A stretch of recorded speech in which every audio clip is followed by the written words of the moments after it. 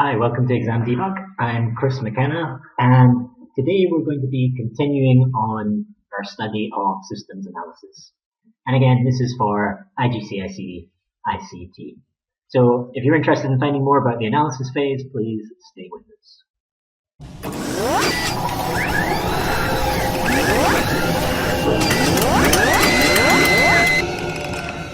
Great, welcome back. So this is the analysis phase. So what's the analysis phase about? Well, in this is where we investigate the old system in as much detail as possible, and we use it to find out the strengths and weaknesses and come up with the requirements for what we want in the new system. So there's loads of things that we can do as part of this analysis phase. The two main ones, though, are going to be fact-finding and a feasibility study. Fact-finding we'll come back to in a moment. For the feasibility study, this is where you're really taking an objective view. You're stepping back from the system and honestly evaluating, what are the problems in the current system. And from that, you can come up with, what were the objectives and what are going to be your requirements for your new system. You're going to talk to the boss. You're going to listen to the person that's asking you to do this analysis, and you're going to have to translate those requirements into a sort of reality. A lot of the time what people want and what's achievable are not always the same. So you're going to have to translate requirements from what people are asking you.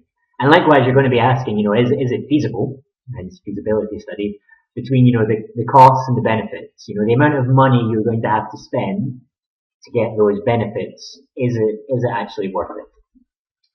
Separately, outside the feasibility study, we can possibly be making a flow diagram of how our system is going to work. But inside the feasibility study, we're evaluating the current system, we're finding out the strengths and weaknesses, and coming up with our new system, or we're coming up with the requirements and objectives of our new system based on the feasibility study. Okay, so in the exam, the most common question that comes up for analysis is going to be about fact-finding. So fact-finding is, how do we go about finding the information about the old system, about the existing system? So we have four main methods for fact-finding. The first one is observation. Now, this is when we go in person and we look at the system. We stand about the office or the company and we watch what people are doing in the system. How are they using it?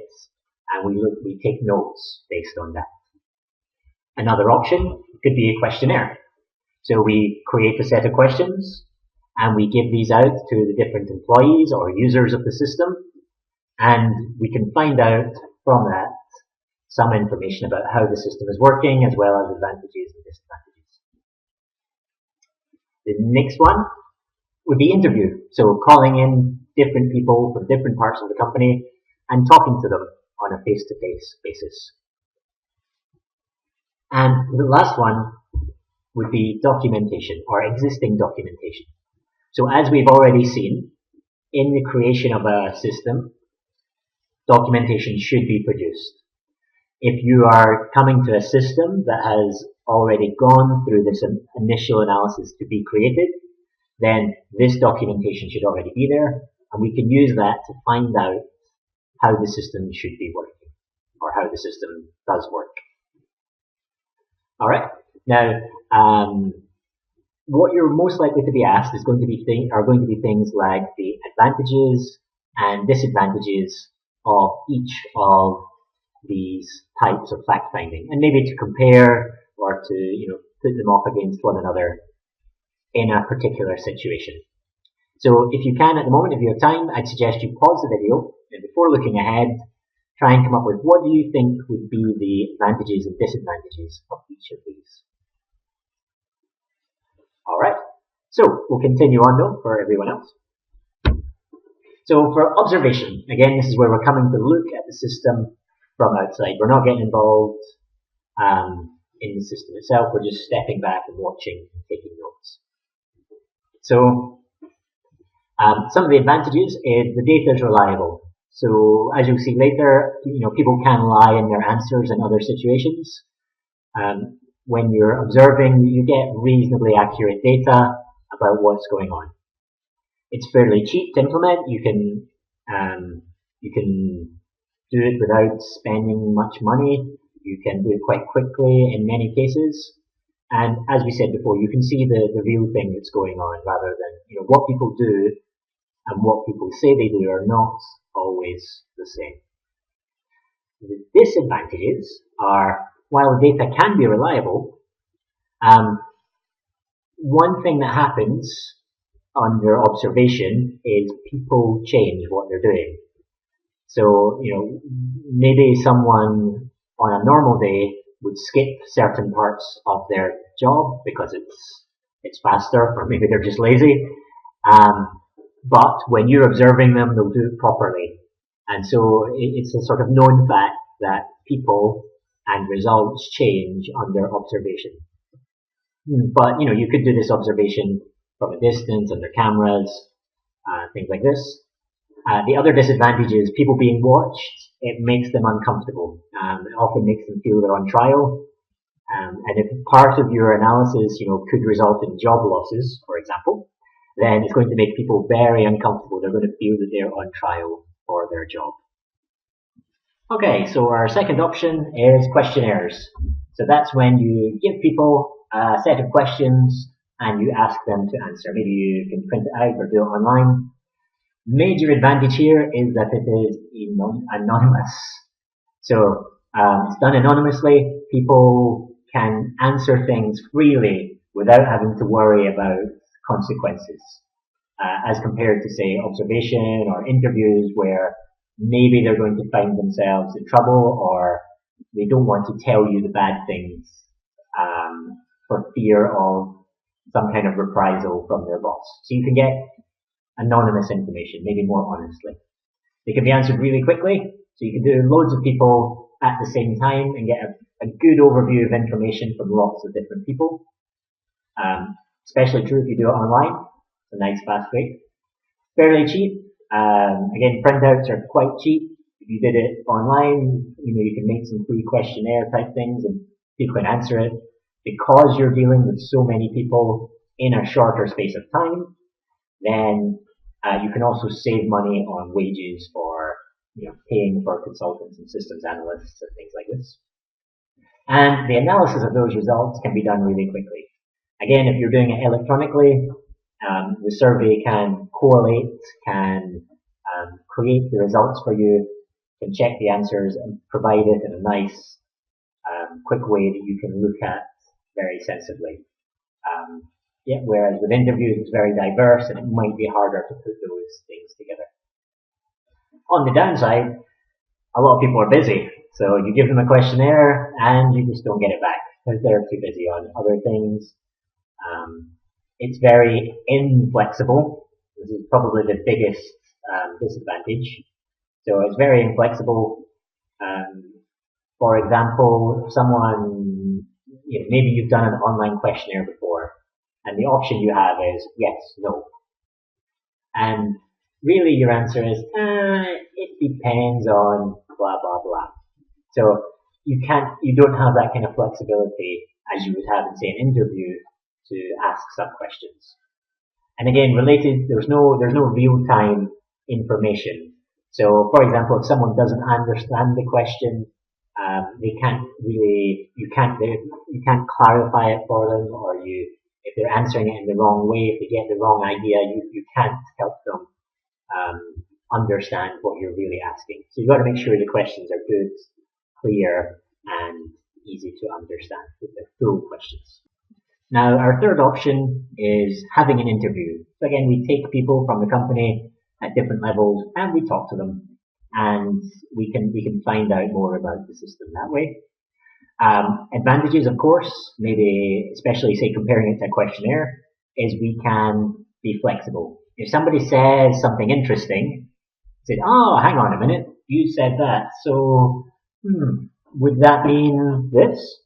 And so you can continue on a line of questioning if something interesting comes up, or If you're having the same answers again and again, you can skip over that and move on to finding the real detail as you narrow down what it is you're actually trying to find out. Likewise, similar vein, you can find more detail from an interview because you can keep digging deeper and deeper and deeper along the way.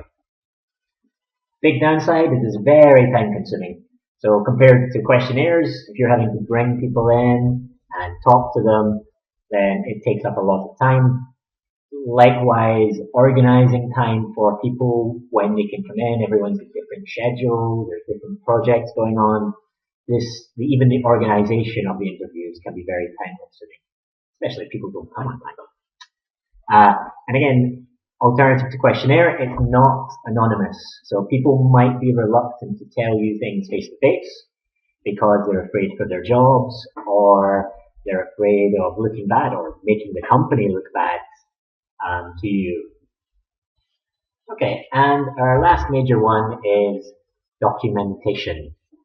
So with documentation, as we said before, if this has been followed the first time round, there should already be documentation. If it's a big company, there should be user manuals, there should be technical documentation. So you can go through that and find out about the old system.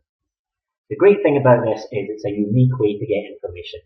So if it was done properly, it was done by another systems analyst who was looking for the same type of thing that you were. So maybe they're talking in the same language about requirements and specifications, and so you can get a really good idea from this, maybe a more technical side of what was going on. You can see how the system should work rather than how the system does work. A lot of the time systems start off working in a certain way, and as time goes on, things get cut, things change. So you can see how the system was originally designed based on that, and you can identify the constraints. So what were the sets of constraints for the old system, and how do they compare to what is needed this time? Disadvantage is going through and finding all that documentation is very time consuming. Trying to get people to dig out these things, looking for this information can be a major drag. Other disadvantage is, documentation, as we mentioned before, it shows how the system should work, not how it does work. So this can be a disadvantage in itself because, really we're looking at, how does the system actually work in practice and how can we improve the existing system as it is now, not how it should be. Okay, so let's look at our example. For those of you who've seen the last class, we're using this gem all the way throughout. So the important thing to remember is that these are 4 options, and we can use them together in conjunction. We don't have to pick just one when we're analyzing the system. We use these different tools as we need them. It's like building a house. You don't just use a hammer. You also have to use a selection of tools depending on the job. So in this case, let's look at how we're going to analyze Mr. Awesome's system. Well, the first thing I really want to do with this new system is I want to observe. I want to see how are people actually using this system. I want to have a look at his papers on his existing system. What's he writing down? What information does he have? Things like that. How does he really do it? How does he talk to his customers? The second thing I'm going to do is I'm going to give out questionnaires. So I'm going to give out questionnaires to Mr. Awesome. I'm going to give out questionnaires, maybe probably the same questionnaire to any of his staff. But then I'm also going to give out a second set of questionnaires to his customers to find out things from them about how they feel about the system. Now, once I've gathered all that information together, that'll give me some good ideas, but maybe I want to go a bit deeper, maybe with things that I've observed or things I've found out in the questionnaire. So after that, I'm going to interview Mr. Awesome and talk to him about maybe anything that's come up in the questionnaires, anything I've observed, and I can dig deeper with him to find out what it is he really wants from his new system. Additionally, I could interview other people if need be. In this case, however, I would not use documentation. Why? Well, because simply there isn't any. As I mentioned before, Mr. Awesome is starting from a very small business where he was just writing stuff down. His original system is very ad hoc. It's very just put together as he needed it. So there is no plan, there is no documentation for that existing system. So we wouldn't review that. Okay, so just a quick summary. We've got observation, questionnaire, interview, and documentation. So in the last video, I asked you to come up with your own company. So this time I'd like you to think about that same company. Don't change it. Think about that same company.